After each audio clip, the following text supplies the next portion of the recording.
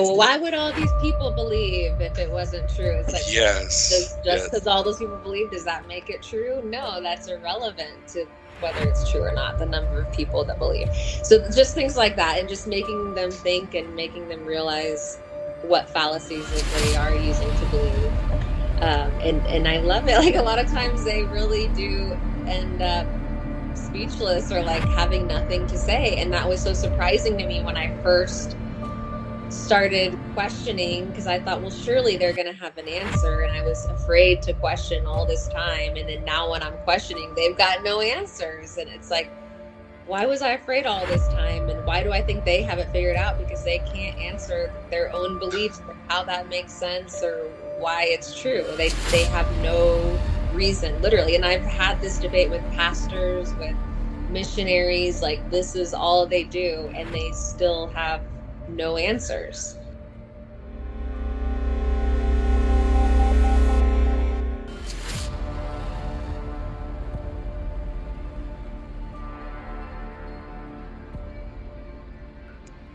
Anne, I want to thank you very much for accepting this invitation.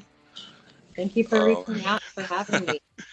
Yeah, well, this is Alejandro speaking, everyone. Thank you so much to whoever will be and is listening today. Anne, I'd like for you to introduce yourself. Tell us who you are. Sure. Well, I go by Apostate Anne online, Anonymous. And I host a podcast, a YouTube channel with my husband, Mark Peralta. Mark Peralta, yes. Our podcast is called Apostate of Mind. So apostate is somebody who's left religion, and combining state of mind, because we're really trying to share scholarly information, academic information that's out there, that's critical to the Bible and Christianity. So that's sort of our purpose. And my husband, we kind of have an interesting story in that my husband got his master's in biblical studies, was a pastor of a mega church. I was the pastor's wife on the worship team, taught Sunday school, did the mission trips, like was all in. And now, like very devout Christians, right? Very, very, very into your belief, and very loyal and faithful and God-fearing people. Definitely, yes. And it was a non-denominational church, so it wasn't like super fundamental, but I mean, truly all in terms of our hearts and our time and efforts and money and all the things. And yes. Now we consider ourselves as atheists, non-Christian, non-believers, and so that's a little bit about our story and what we're doing now. Yeah, well, I'll put a link to your channel for this in below this video. I'll put a link to your channel so they can see your work, what you're doing today. So in terms of apostate, that's something it's very it's a very New Testament word. It's like in Christianity, right? Someone that abandons their faith. Right. We were Christian and now we left that belief system. You stop believing in everything, or do you still probably believe that besides the God of Christianity, that there might be a real God elsewhere? Have you ever thought that? Where I am right now is from my perspective, I came to the realization that there's only what we can know and what we don't know. And as far as what we know, we have evidence for, we can see, that's really what I'm basing my beliefs on and conclusions on. I'm not letting my own beliefs lead me to, like, I'm not trying to make the conclusion fit. I'm really looking at what the evidence points to. And so as far as what the evidence points to, I haven't had any reason to attribute anything to a God or to anything supernatural at all. No, I can't say that I've seen evidence for that. I certainly believed it at one time, and I've certainly dug really deep and tried to seek a lot of information about, let's say mediums and near-death experiences, out-of-body experiences, basically supernatural claims that should be able to be verified. I've really dug deep into those things and really looked for the evidence. I just haven't found anything. And what denomination were you born in? It's interesting because although I wasn't raised religious, so to speak, like I didn't grow up going to church. I would say my dad was pretty new age. So like very much into relationship with God and like your power of your beliefs. And even though I had that in my household, I did have extended cousins, aunts, uncles that were very religious. The rest of my family was. My aunt and uncle have a church still to this day, and so that it's been a big part of our family culture. Especially my grandmother had 9 kids and brought them all to the US and raised them all and was very, very Christian. And so I feel like the foundation of our family almost is very based on Christian beliefs. When you were a believer, when you were let's say a believer, when you believed in that, did you have any experience or something that you thought was something from God? Anything? Good question. Well, first of all, I want to say, like, I feel like I never questioned those beliefs because I feel like that was just what I was taught was true. And then I'm trying to make this be true. And so, I mean, there was a time where I felt like I spoke in tongues. I mean, there was times where I prayed over people and, they got better. There's times where, I mean, of course, like you pray for things to happen and they turn out well and things like that, but nothing that has been like, wow, like this is so convincing for me. Those are the things that we would expect, right? In churches, like, and I die for you, but if you don't accept me, I'm going to send you to hell, right? That's the message I read in the New Testament. Do this like awesome love, all the love, but if you don't want it, you're going to go to hell. Yeah, you don't hear that side of things. You're just like, if you accept here, you get. And at the end of the day, we're talking about human sacrifice, child sacrifice, and this being a reason worthy to be praised.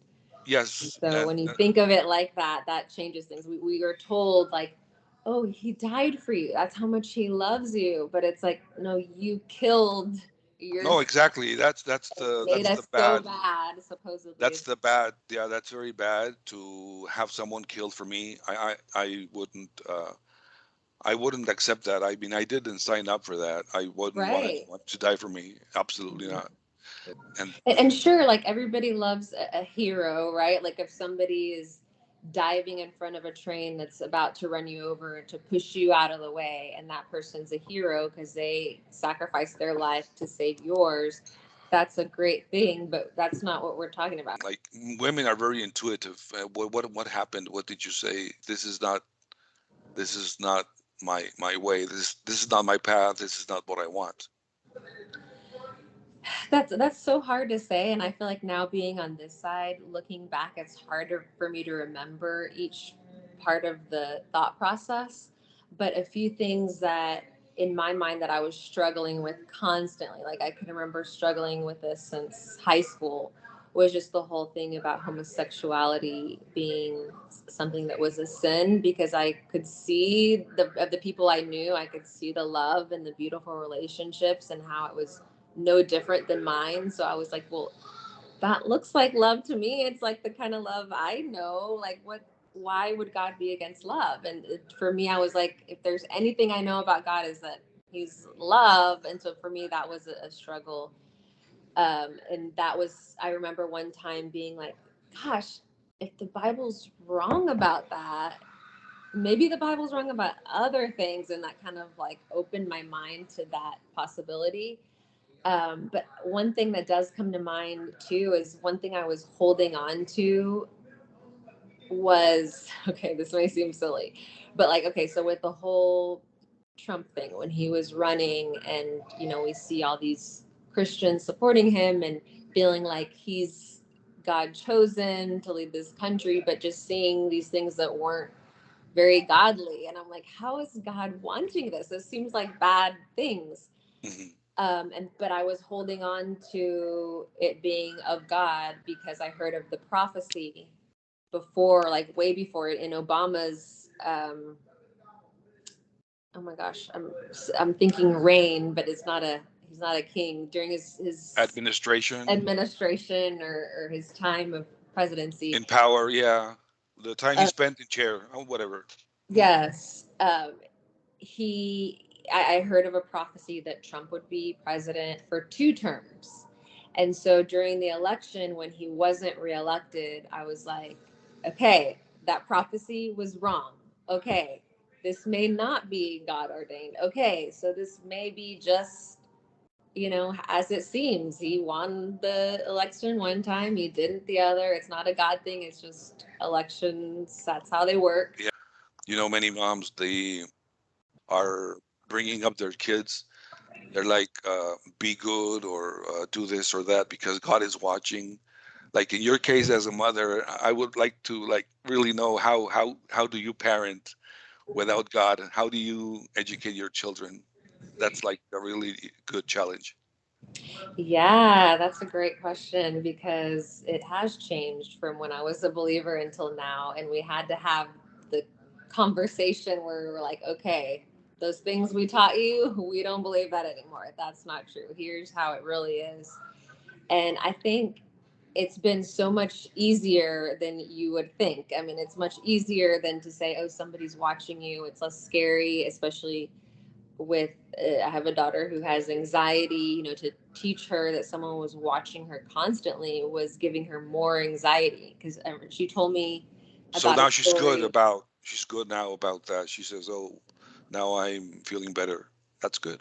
Yeah, so one moment she recalled when she was a believer is that she said, like, she like barely stuck up her middle finger. She felt so horrible for that for so long because she felt like God saw that, and just things like that where it's like you're beating yourself up senselessly, and Right. also about, like, even sex, teaching truly the risks and ways to prevent disease and to be protected. I mean, that's way more productive than to teach Exactly. God wants you to wait and he'll bless your marriage. The sexually transmitted disease, STDs, and also the let your children know about the dangers about abuse, Mm-hmm. because sometimes they instill this into most in girls, little girls that Oh yeah, I yeah feel like that belief was toxic for me. The whole idea when of they have a husband turning the that's other cheek and pulling with abusive, kindness and yeah, always being, right under God. You do the right thing. It's like, and no, yeah, sometimes you've got to. you have to break Got, away from that. The children, they suffer a lot, and the women, I really respect women because of all mm, the or suffering they've gone forgiving. through for having to put up with so much suffering just because it says in a book